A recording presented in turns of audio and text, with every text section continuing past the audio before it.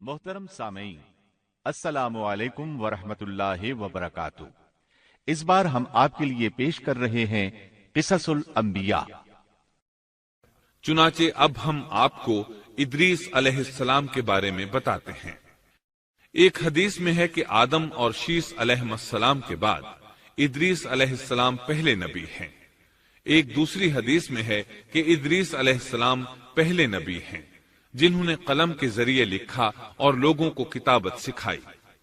हाफिज इब्ने कसीर ने उनका हुलिया कुछ यूं बयान किया है: पूरा कदो कामत, खूबसूरत, खूब रू, घनी दाढ़ी, उम्दा औसाफ के मालिक, चौड़े कंधे, मजबूत हड्डियां, दुबले पतले, सुरमगी चमकदार आंखें, गुफ्तगू बावकार, खामोशी पसंद, संजीदा और मतीन, चलते हुए नजर नीची, इंतहाई फिक्र खौज के आदि, गुस्से के वक्त सख्त गजबनाक, बातें करने में शहादत की उंगली से बार बार इशारा करने के आदि। इदरीस अलैहिस्सलाम शीस अलैहिस्सलाम की शरीयत पर अमल पैरा रहे।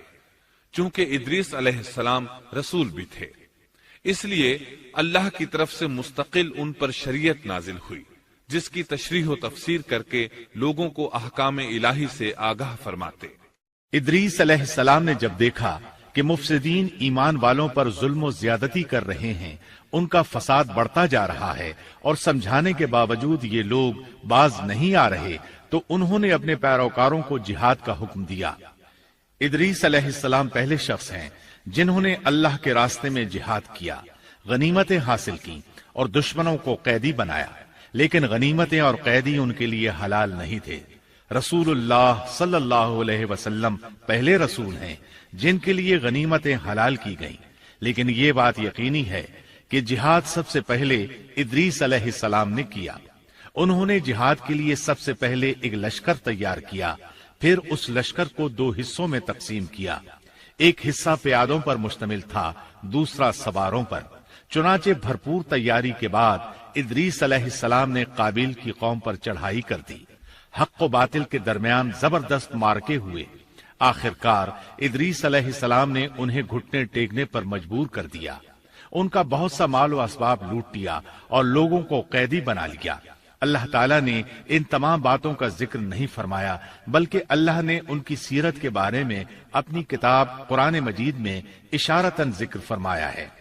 मसलन सूरह मरियम आयात 56 और 57 में इरशाद होता है, और इस किताब में इदरीस का भी जिक्र कर, वो भी नेक किरदार नबी थे, हमने उन्हें बुलंद मकाम पर उठाया।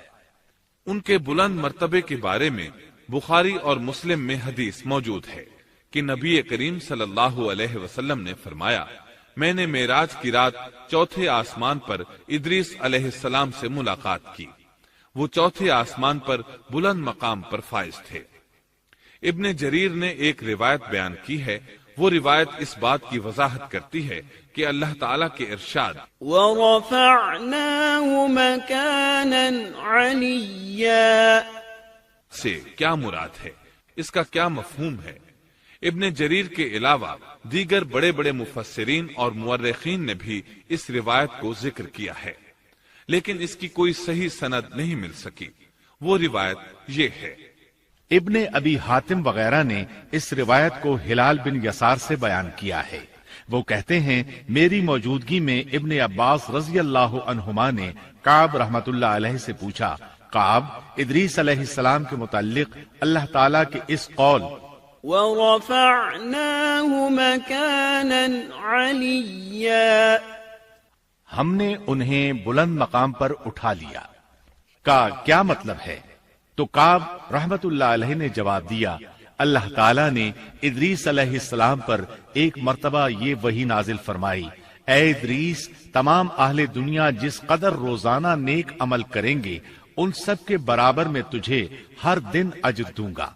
इदरीस अलैहिस्सलाम ने यह सुना तो उन्हें ख्वाहिश महसूस हुई कि मेरे आमाल में रोज अफजूं इजाफा हो, इसलिए उम्र का हिस्सा तवील हो जाए तो अच्छा है।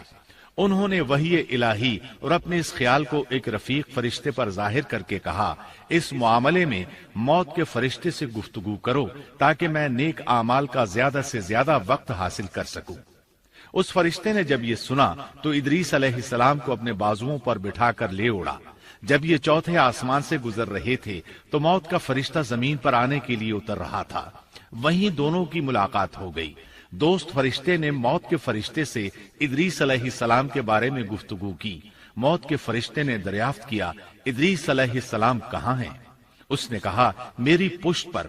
मौत का फरिश्ता कहने लगा, मुझे अल्लाह की तरफ से ये हुक्म मिला है कि चौथे आसमान पर इदरीस अलैहिस्सलाम की रूह कब्ज करूं। इसलिए मैं सख्त हैरत में था कि ये कैसे मुमकिन है। इदरीस अलैहिस्सलाम तो जमीन पर हैं।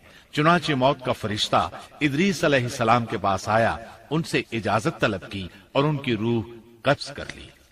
अंबिया को ये इम्तियाज हासिल है कि फरिश्ता उनकी इजाजत के बगैर उनकी रूह कब्ज नहीं कर सकता, और रसूलुल्लाह सल्लल्लाहु अलैहि वसल्लम को तो ये इख्तियार दिया गया कि आप दुनिया में मजीद रहना पसंद करें तो रह सकते हैं, या फिर रफीक आला की रिफाकत को पसंद कर लें। आपने रफीक आला की रिफाकत को पसंद फरमाया। इस तरह इदरीस अलैहिस्सलाम की रूह चौथे आसमान पर कब्ज की गई।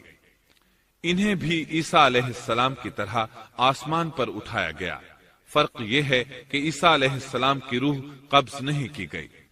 ये वाकया नकल करके काब रहमतुल्लाह अलैह फरमाते हैं कि अल्लाह ताला के इरशाद वरफ़अनाहु मकानन अलिय्या की तफसीर यही है।